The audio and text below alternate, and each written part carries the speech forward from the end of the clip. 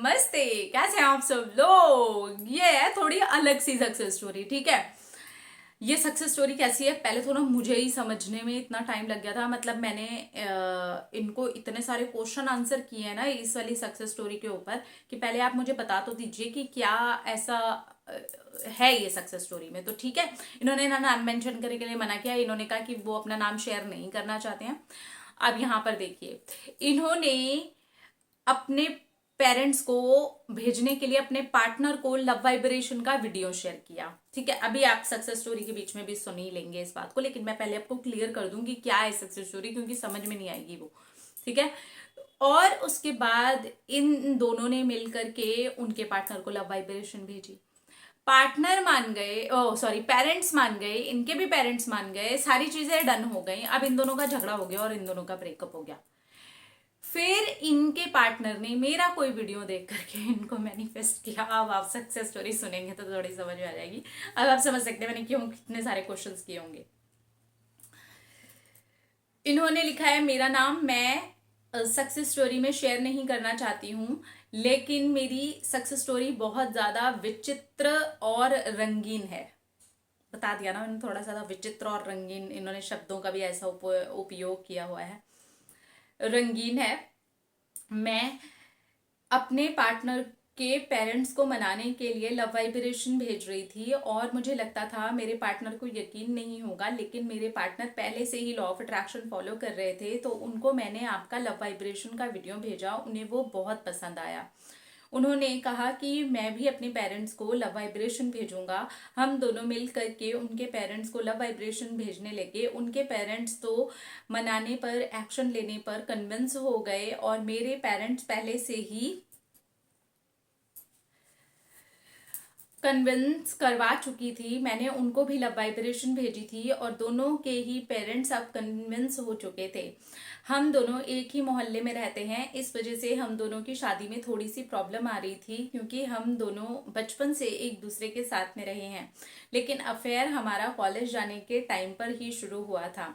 उसके बाद जब पेरेंट्स कन्विंस हो गए और एक दूसरे से मिलने मिलाने वाली सारी चीज़ें हो चुकी थी और डन हो गया था कि अब हम दोनों लाइफ में आगे बढ़ेंगे, दोनों पेरेंट्स की खुशी से ही आगे बढ़ेंगे, तब हुआ हम दोनों की ज़िंदगी में एक बहुत बड़ा ट्विस्ट।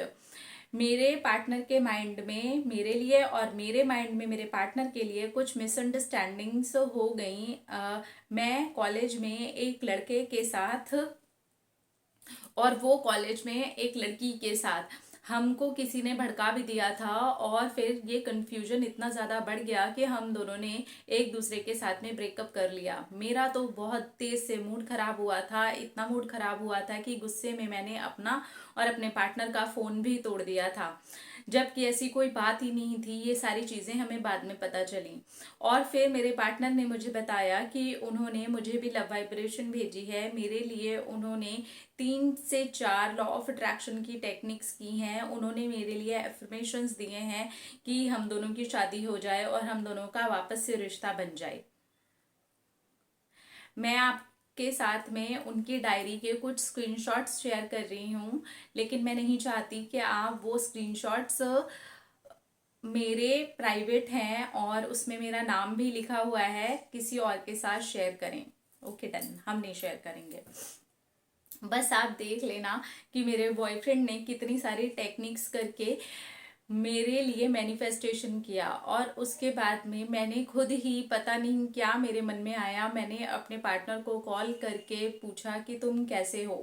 और उसके बाद में मैंने उनको बहुत सारी विशेस भी दी। उनका बर्थडे था, मुझे लगा बस मैं विश करूंगी एज ए फ्रेंड और इतना ही पूछूंगी, लेकिन रिलेशनशिप का कोई ख्याल मेरे माइंड में नहीं आया था। तब मेरे पार्टनर ने कहा कि उन्होंने मुझे मैनिफेस्ट किया है, ये कॉल भी मैनिफेस्ट किया है, ये मैसेज भी मैनिफेस्ट किया है।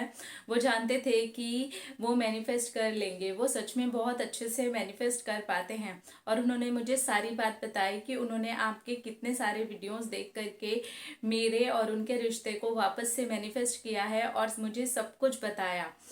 फिर से हम दोनों का रिश्ता वापस चल पड़ा है और अब हम दोनों शादी के लिए पूरी तरह से रेडी हैं। हम दोनों के बीच में बहुत ज़्यादा मिसअंडरस्टैंडिंग हो गई थी और बाद में उन दोनों के बारे में जब पता चला, जिस लड़के और लड़की के बारे में हम दोनों को मिसअंडरस्टैंडिंग हुई थी, वो दोनों के साथ वो मेरा बहुत अच्छा दोस्त है और वो मेरे पार्टनर की सिस्टर की बहुत अच्छी दोस्त है। इस तरह से मिसअंडरस्टैंडिंग ने घर बना लिया था, लेकिन अब हम दोनों एक दूसरे को समझ चुके हैं और हमारा रिश्ता पहले से भी ज़्यादा अब स्ट्रॉन्ग फील होता है मुझे। मैं सचमुच में बहुत अच्छा और बहुत गुड फील करती हूँ कि मेरे पार्टनर ने मुझे मैनिफेस्ट किया है। थैंक यू, कंग्रेचुलेशंस, बहुत बहुत बहुत बहुत बहुत मुबारक। ठीक है, अभी आपको समझ आ गई होगी ना कि कितनी घुमावदार ये कहानी थी। मतलब पहले इन्होंने अपने पार्टनर को भेजे मेरे वीडियोस, फिर इनके पार्टनर और इनके बीच में ब्रेकअप हो गया। मतलब सारी चीजें हो जाने के बाद, दोनों पेरेंट्स की तरफ से चीजें ठीक हो जाने के बाद में सारी चीजें हो गई, उसके बाद पार्टनर्स का ब्रेकअप हो गया। फिर पार्टनर ने मैनिफेस्ट किया। समझ गए हो ना, बस कहानी उन्होंने अपनी पूरी कहानी शेयर की हुई है। ओके यार, मुझे ना एक बात समझ नहीं आती है, इतना पेरेंट्स को नहीं करना चाहिए। अगर दो लोग खुश है ना तो बोलना चाहिए कि ठीक है यार, तुम दोनों खुश हो ना, तो समाज क्या और ये क्या और वो क्या, बच्चे दोनों खुश हैं तो खुश रहना चाहिए, मुझे ऐसा लगता है। बाकी ठीक है, ओके। अब नम में रखिएगा यार, अपने आपसे कीजिए ढेर सारा प्यार ताकि आप अट्रैक्ट करें ढेर सारा प्यार। I love you.